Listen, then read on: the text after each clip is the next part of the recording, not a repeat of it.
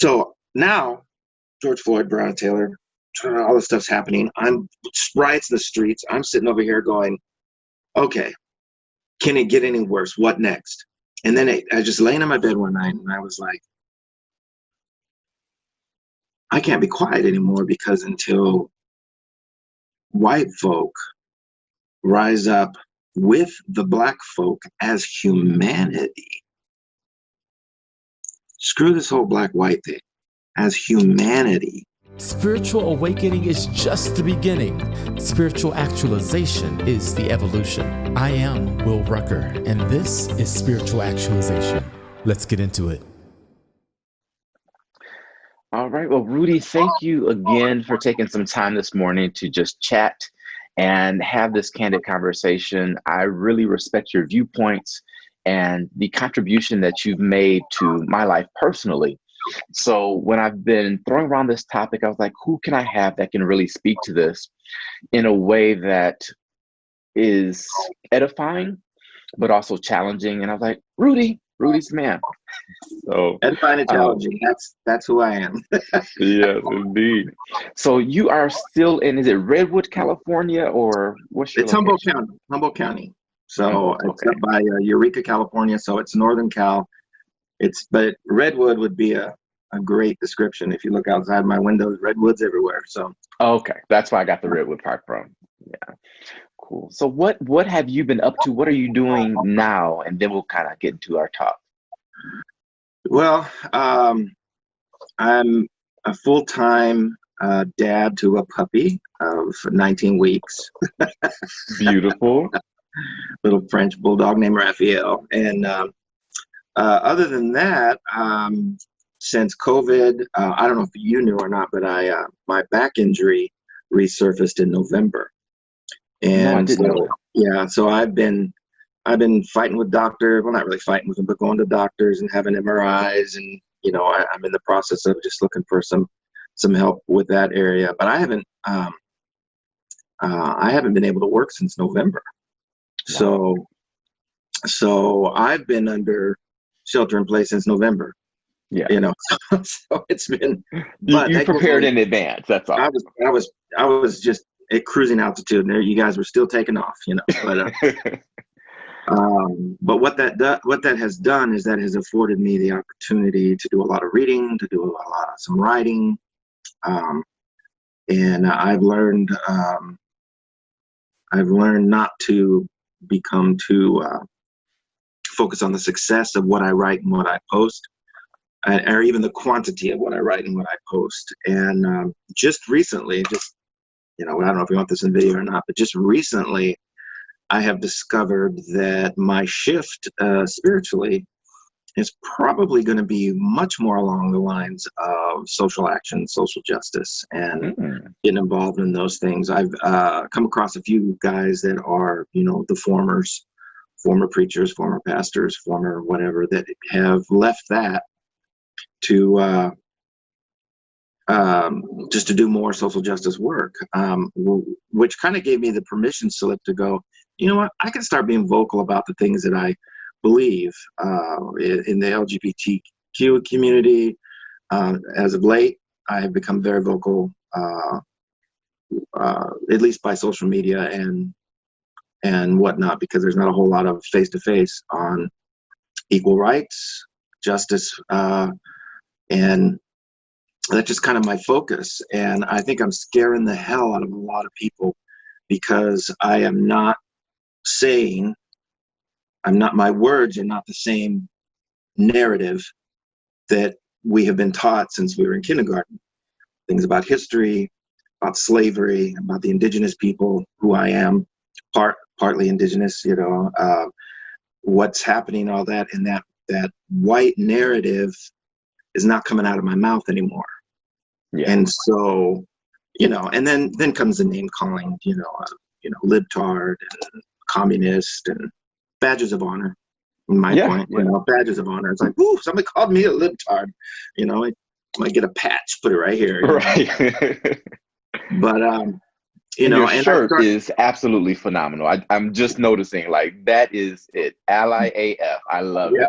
Ally AF, and it's Juneteenth, and And my daughter and I were just having a discussion in the kitchen before I came in here, and she was, my daughter-in-law, Anna Grace, posted, how many of you learned about Juneteenth in school?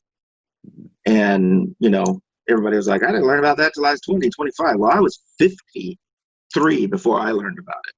Wow. I had never heard about it until 2 years ago. And Was I didn't it know Al that brought it to you?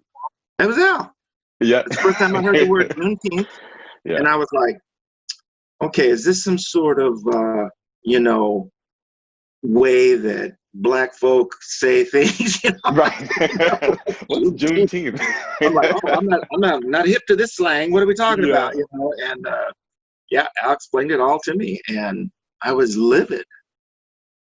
You know, because you know, when you first met me, you know, I was in that self-discovery, deconstruction, and it wasn't just deconstructing my faith; it was deconstructing my philosophy of life, my politics, my belief system about relationships, and you know how this all works with humanity. And you know, when Al said Juneteenth, it was one of those things where it was like, okay, what else don't I know? Right. What else don't I know? And how come this is not there? You know, and you know, in the beginning of all this, I would have said to you, there's no such thing as white privilege. I would have said to you, I'm white.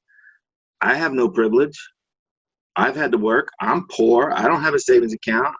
You know, blah blah. I would have said all of that because that's what, you know, was plugged into my brain, you know, from the early stages of life. You know, and to me, I blame that more on the educational system than I do anything. Mm-hmm. My parents taught me some really vital things about, you know, like, you know, I mean, they're not perfect when it comes to this by far, you know, but that's what got me thinking about it, about MLK and just equal rights and don't judge people on the color of their skin. And they haven't done that perfect, but that was the seed that was sowed. So, you know, you fast forward and you realize that there's a lot of things in your life that you just accepted because somebody stood in front of a classroom or in front of a pulpit or in front of a television screen and said A, B, and C. And we just drink it up. Yeah. Absolute truth. Because the pastor, the president, you know, the parent said, you know, whatever, you know, and you're just like, I just signed on. And then, you know, my waking up period happened in my 50s. You know, in fact, I think it started at age 50. You know, so for the last 5 years, it's just been this, what else don't I know? Right. And going to the intersection, and, you know, we've talked about my experience of walking into the intersection. I knew that it was inclusive. I knew that there was going to be Black folk. I knew all of that, and that's where I wanted to be. I just didn't know that when I entered that room, that I was going to have this experience that said, I'm crashing a party that I haven't been invited to. Yeah. And I think that was one of the first times I ever felt not judged or not, you know, discriminated against, but just like, oh, wow. You know, I'm a straight white male. And, you know, when we first started going, if I got the timeline correct, it was either right as or right when the Charlottesville thing happened, to which blew my mind. Yeah. And I realized that I looked like most of the people. Mm-hmm. They had swastikas, they were waving Confederate flags and saying horrible racist things about Jews, about Blacks, about anybody they could think of. And so here I am at your church for 2 or 3 weeks. It wasn't very long. I don't really remember. Here I was at the intersection for a couple. And I'm like, I look like what has chased these people down their whole life. Not just the gay community, but also the Black community. Mm-hmm. You know? And I'm just like, wow, do I even belong here? And I believe Anna and I had a conversation with you, like, are we crashing your party? You did. You absolutely did. You're like, is it okay for us to be here? Like, That's the point. We're happy to see you. But you did look like, and you're right about the timeline. You looked exactly like who we thought would be coming to harm us. And it was conversations we were having as a leadership team and really as a spiritual community. Like, what do we do if someone comes in? Like, how do we handle that? And so, of course, some of our members would like, well, I'm packing, so it's okay, you know? And we're like, well, do we really want that too? You know, but it was very, and I'm glad you brought that up because I had actually forgotten, but it was a very tense time. And you actually helped to evolve us to recognize our own prejudice and to see beyond the skin in that way. Yeah. It was a huge move for us. You know, Anna, my wife, you know, the Holy Spirit you know, she just has different perspective on things. She can read the temperature of the room a lot easier than I do, you know, and I know for me to sit in a room full of people and get loved on, it changed something for me. And then I got to hear the stories, and I think the stories forever changed me. I was in a process of asking a lot of questions about what I believed, and it was from the entire spectrum, from spiritual, I said earlier, spiritual, political, philosophical, just what do I believe and why do I believe it? When I was immersed in this community, and it's a small community, so I got to talk to everyone. And then I started hearing stories, you know. That's why I heard the first term, you know, about getting a DWB. And I was like, what's a DWB? It's like driving while black. I'm like, what is that?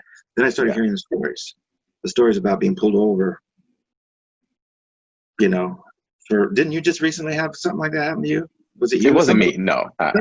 Somebody posted, I was like, wow, you know, and you know, I started hearing that. Then I started seeing the combination of well, first of all, it was like, let me back up a little. First of all, my mind, we were light years. The United States of America had put behind us racism. Equal rights had happened. We would never see what we saw in Charlottesville ever again. So when it happened and I was watching it, I was in absolute, complete dismay. I picked up the phone. I called a friend that we have been friends since the 7th grade. He's a black man. He's a lovely person. His name is Elvin. We have been friends. You know, we haven't seen each other face to face in probably 10 years, but we talk all the time. And I called him and I said, dude, I'm watching my television. I thought this was behind us. Have I had my head up my rear all this time? What have I missed? And he said, no.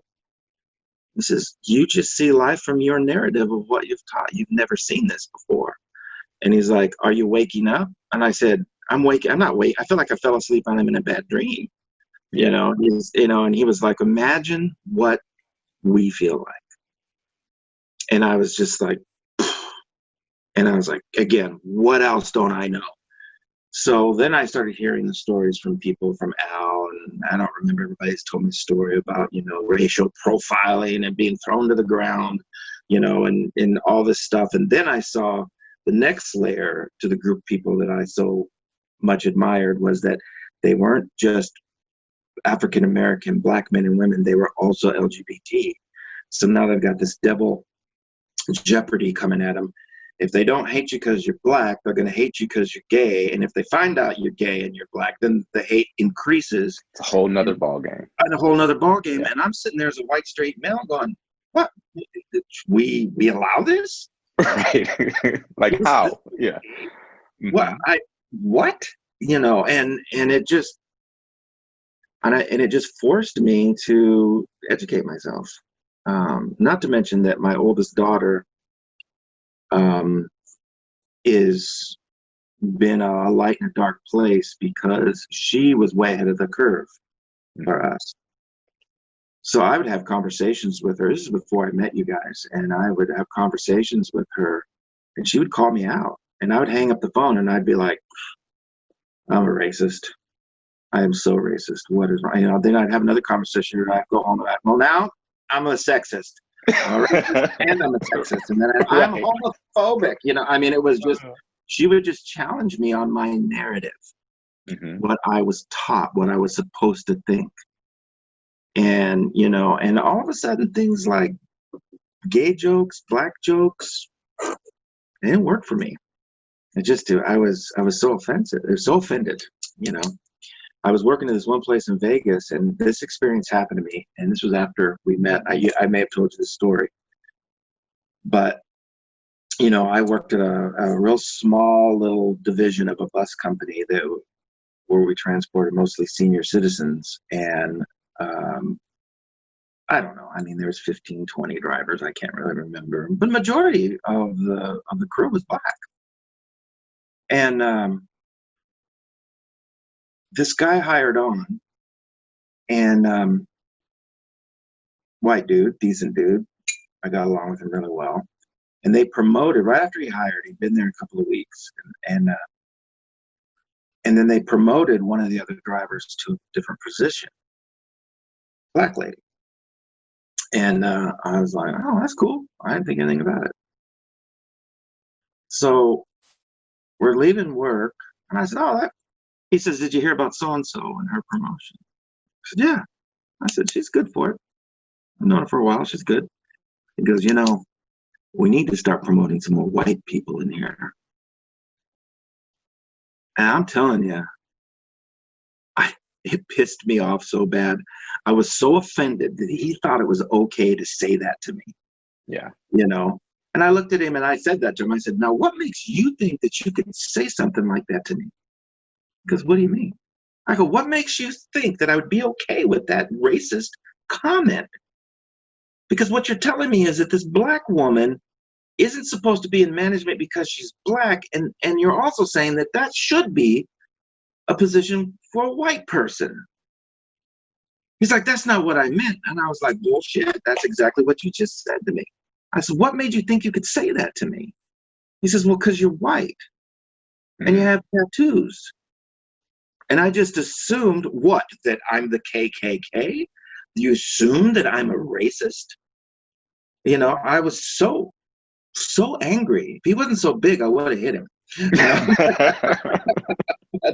but you know, what you bring up there is really important to kind of dive into, because it's so multi-layered, but that happens every day among black people. Yeah. And the corner I get backed into is I disagree with that too on the black side, because you get into it and you get the wink and the nod. You're black, you know, I'm gonna take care of my black brother. In the wedding business, I get that all the time. And the first time it happened, it stopped me in my tracks. And I was like, am I being tested? Am I being punked? Are they checking me out? Like, what's happening? But the couple, you know, they gave me the fist bump. You know, I'm glad I got a black minister. And I mean, I get it from a cultural perspective. Like, you want someone that can relate to your experience, and sure. and you know, black folks got their seasonings, you know. So I get it from that side. But when it continued to happen, I then began to wonder how often when I left the room with a white couple, do they say, man, I wish I had a white minister. And I'm sure 1000% positive it has happened. But for the black couples to be so bold to just tell me how glad I wasn't white, that's hard for me. And I think we're in a place now where the pendulum is you know, it's swinging, and black empowerment's a thing. You know, people are talking about buy black. It's you know, Juneteenth, and so, you know, don't buy the new Bolton book, buy a black book. Which I think the pendulum has to swing. Like, I get that, and I understand the dynamics. And I think what we should be working towards, though, is actually equality, where we're centered. And so it's not a matter of that person's promoted because they're black or white. To quote Dr. King, what's the content of their character? Right. And that's what I think we should be aiming for on all sides. And I am really concerned that I want this movement to succeed, and I want it to correct the the gross, inequity that's in our country. I wanted to correct that, but I don't want to see Black empowerment. I want to see equality. I get you. I get what you're saying. Yeah. What do you think? I mean, what are your thoughts around that? Have you considered those angles, or just talk to me about it? Not in the sense that you just said, but I think that I've seen it, because when I'm in a conversation with a group of people, and they're predominantly African American, and we brought up Al earlier. Like, Al could make me really uncomfortable. Not because he's a bad dude, but because he would challenge me. But he would always challenge me, always hug me, always love me, always do it for my betterment, for my enlightenment, not to put me down because I was the white MFer that didn't know anything, right? But I've been in other conversations where, and it's it's hard, and it's also laughable. I find it not only in everything that I'm trying to do as a white guy,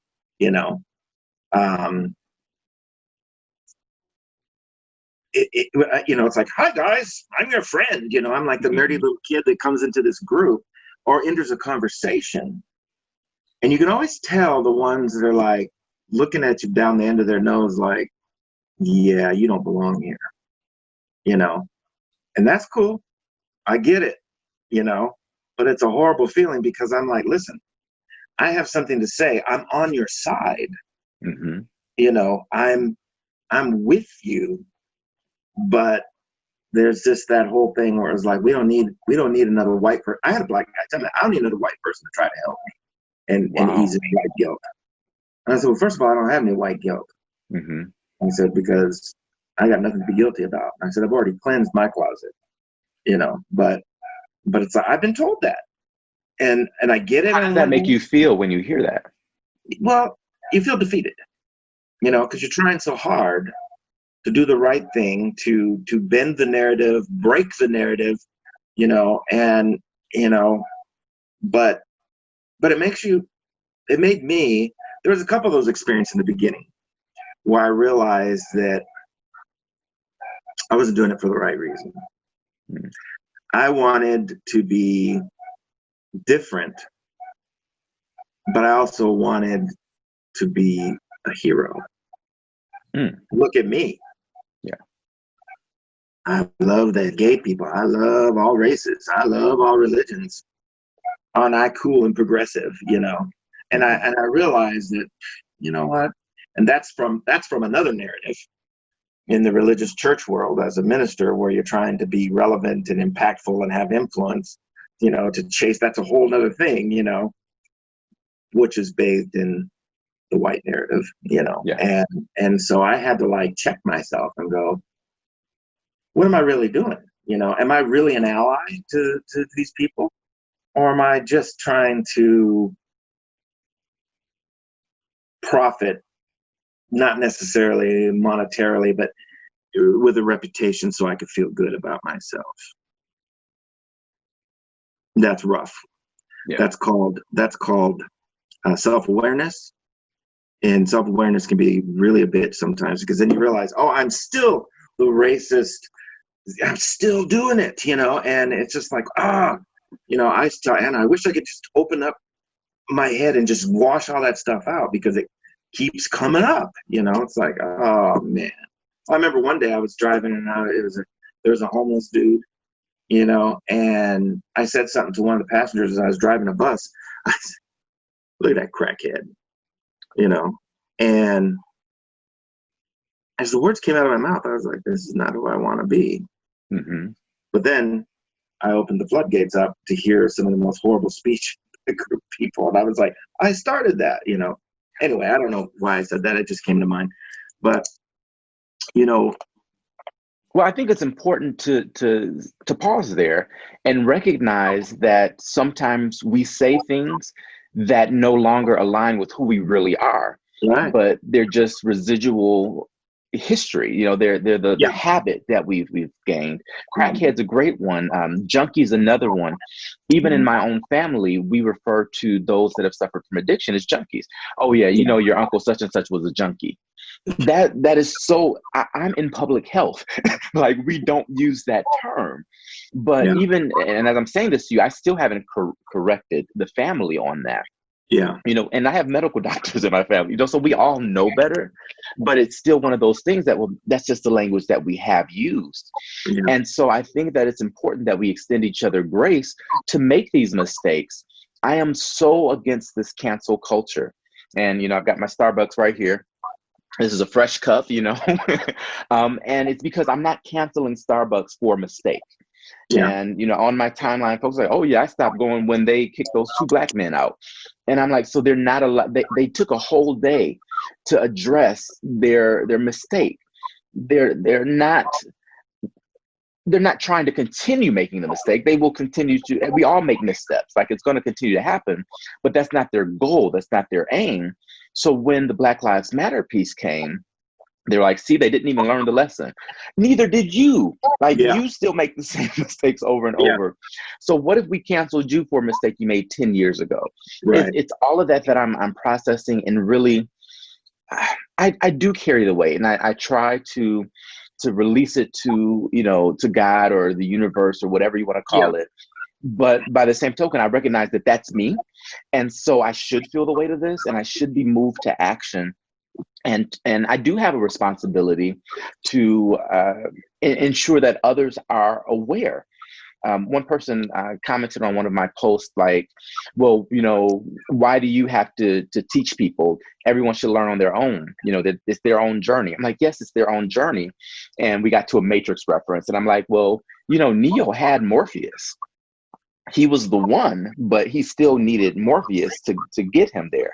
So we all need a Morpheus. We all need an Oracle, and we're ultimately in need of learning from each other. And if no one ever made a mistake, there wouldn't be any room for grace. There wouldn't be any room to offer education and to show that we are compassionate people and that we are above offense and all these things we claim to be.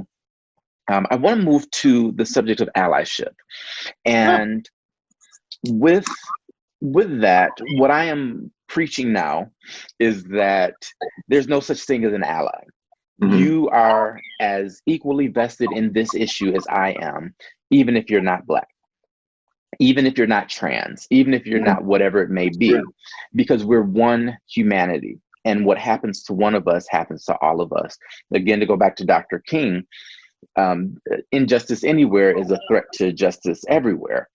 And so for me, and I say there's no such thing as an ally, you know, kind of to oversimplify it. Yeah. But my point in all of that is, I do believe that you think if Black people don't have equal rights, you are affected. I believe that about you. But I do know that there are a lot of people out there that don't feel that way, and do feel as though they're doing they're the white savior, as it's been referred to, or the hero complex. Yeah. They're doing us a favor by wearing a Black Lives Matter shirt or posting about Juneteenth. What are your thoughts on the Black Lives Matter movement being your movement too? That's a tough one for me, and I've had to jump over a bunch of hurdles. I have police officer in my family. Mm-hmm. And so I would never, like, since George Floyd was the first time I ever posted publicly Black Lives Matter. The reason I didn't is because it was offensive to, it's my brother-in-law, you know. Mm-hmm. It would be offensive to them because they believe that Black Lives Matter and their philosophy potentially would kill their husband or father. Okay.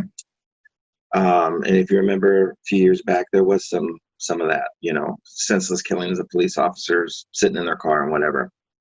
I do not believe that Black Lives Matter did that or took credit for it. Not that I can remember. No.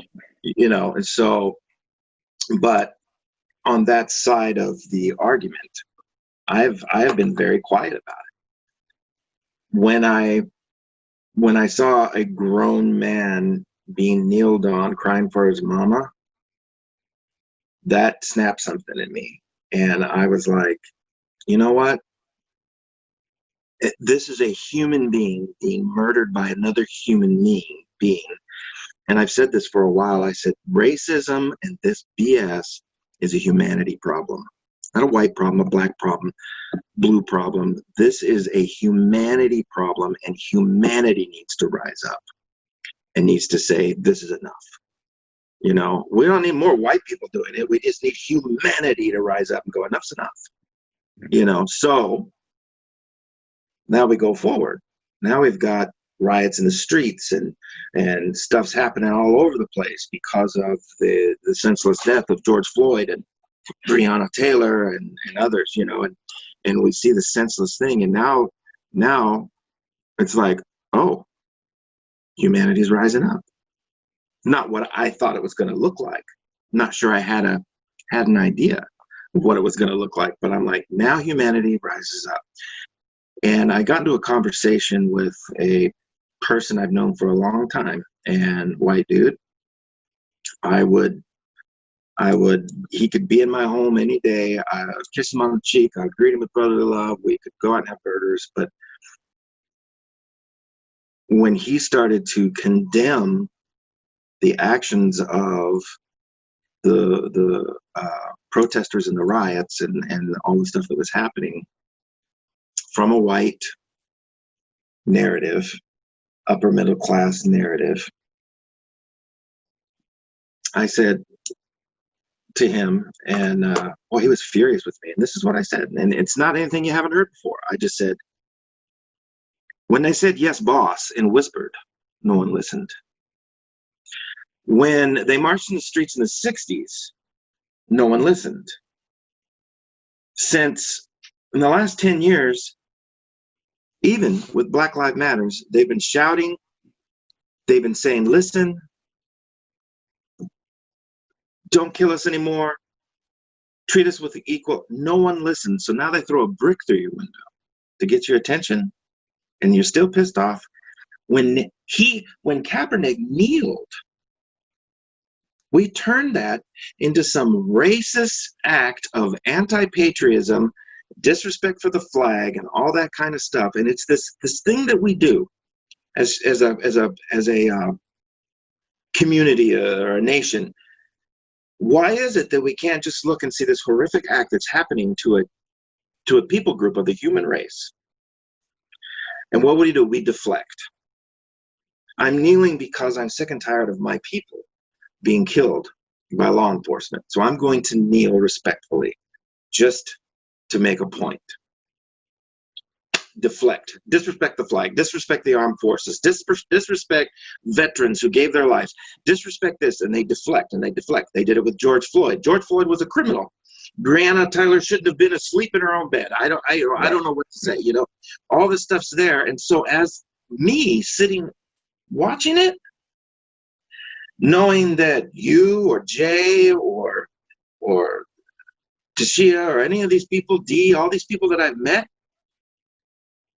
that they could have been on that video, that made me go, enough's enough. What I learned being an evangelical pastor for 30 years and how we treated the gay and lesbian community, what we said about them and how we did that stuff. You remember my experience when I was there, when I came out as an ally, you know, when I was there, I said, until straight people start lining up with gay people and calling them brother and sister, we will never have equality. The straight people have to play their part. They have to apologize. They have to address their own homophobic narrative and things, and they need to ask questions, they need to educate themselves. Same thing with this for me. I've posted it 1,000 times to people that say these stupid things. I'm like, education is the key to enlightenment. You cannot just go with stuffed in your brain since you're in kindergarten and go, this is it. So now, George Floyd, Breonna Taylor, all this stuff's happening. I'm riots in the streets. I'm sitting over here going, okay, can it get any worse? What next? And then I was just laying in my bed one night, and I was like, I can't be quiet anymore, because until white folk rise up with the black folk as humanity, screw this whole black white thing, as humanity. I don't think George, it's like what, I don't know if you've seen the meme, and it was like, white cop kills a black man, and they crossed off white and black, and it was just a man kills another man. And they said, this is the way it should be. And I was like, yes, but, it's like, yeah, I see what you're saying, but see, that's not what I'm saying. I'm not saying we erase color, because why would we do that? Why, like, people that say that to me, I don't see color. And I'm like, you see color more than I do. Right. That's a lie. You really see a lot of color. If you're saying that, you see color, and I used to say that, it was bullshit. I saw color, how can you not see color, and how can you not see race? How can you not see that stuff? But when all that stuff started going, I realized I needed to rise up as a human being for my fellow man. And if I need to be a white human being, that's fine. That's going to stand up for my black brothers and sisters. That's fine too. But the bottom line is one humanity. We are it. This is a human problem, and we're allowing other humans to treat whole people groups as less than. Yeah. And that's the whole thing. That's what white supremacy is. It's this less than idea. You remember our president, when he was campaigning, he made this statement, and he said you have to be rich. I hate to say it, but you have to be rich. And he just made this statement that was like, the greatest thing, the highest level, the top of the food chain are all the billionaires and the trillionaires and the millionaires. And I remember just thinking, that is such us and them, greater and less than, greater than, less than. And that's what's going on. In my opinion, that's what's going on right now. I am no apologist for any of this.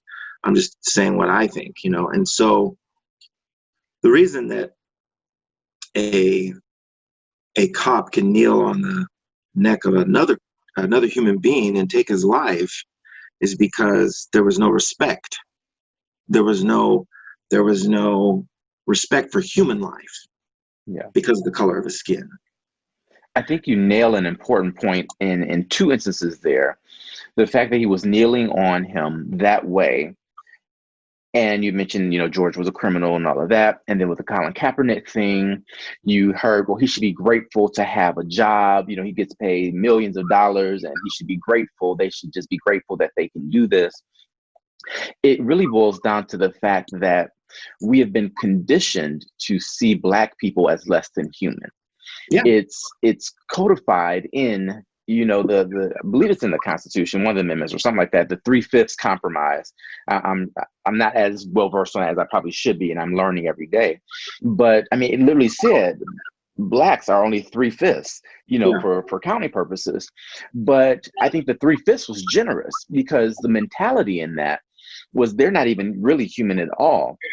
If you look at the games they play, hit a nigger, whatever it may be, and I probably have to bleep out that word because I'll get some hate mail for it. But, they had these things happening where I don't think that they were bad people. And like even the slave owners, I don't think that they felt like they were racist. No. Especially at the founding. I feel as though they thought these aren't human. Like you just mentioned your dog. I don't think you feel like you're doggist, because it's your dog. You look at that as a lesser species. Right. And so you are giving it a good life by keeping it in your home and feeding it and having it at your beck and call. And I think that that's the mentality a lot of people had. So then to be called racist, it does offend them to their core, because they're like, I'm not racist, but Black people just aren't the same as white people. You get what I'm saying with that?